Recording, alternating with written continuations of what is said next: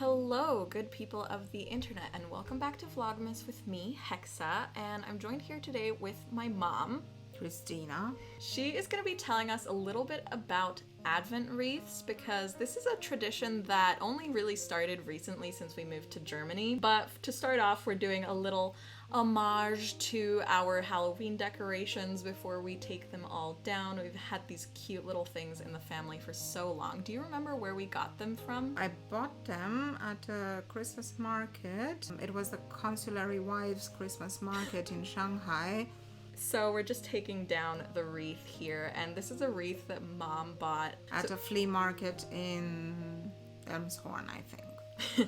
So this was initially going to be just for the Christmas wreath, but we decided last minute to use it to also put up our Halloween decorations. And so talk to us a little bit about the significance of the 4 candles on the Advent wreath, because this is a little different from the Christmas wreaths that I knew about before we came to Germany. Actually, I didn't know a lot about them. Recently, your grandma read to me a text that explains the origin of the Christmas wreath. It's apparently originally a Lutheran Christian habit. It's a tradition that comes from Hamburg. A pastor from Hamburg, his name it's Johann Heinrich Wichern. He had this special home for the poor kids of Hamburg. The kids knew that Christmas was coming, and they were asking all the time, when is Christmas coming, and when is Christmas coming? The pastor who was taking care of the kids decided to show them with lighting a candle every day. It had to do with helping kids understand the passage of time in preparation for Christmas. Here we are also changing a little bit the decorations that we had in autumn with leaves that we picked on our walks. That was, I think, somewhere at the zoo. Oh, really? That was closed due to COVID, and we just ended up taking a walk around the zoo and picked a lot of beautiful leaves. There's moss that's alive. Yeah, there in the jar. And we're just gonna change it a little bit. Yeah, you see? Yeah, it's just putting a few little seasonal elements in. Making it a winter jar. And we have this little... That's my special wooden ball that I use for scenting up the room a little when I feel like using oils in the room. What essential oil did you put on it for this video? It's tea tree, because we are working with fir. Yeah. So something that smells similar to pine. Kind of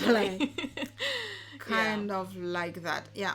So the candles are on, and I'm decorating it here with the same pine leaves. Did you also where did you pick up this like giant, I saw she cut off like little snippets off of one giant branch of a fir tree. Where did you get it? Like Grandpa bought it for me some time ago. Yeah, I thought it was like found wood from somewhere. No, this was actually planned. We thought about gathering everything we needed. I went with Grandma and bought the red candles. Actually, one of the candles is supposed to be white.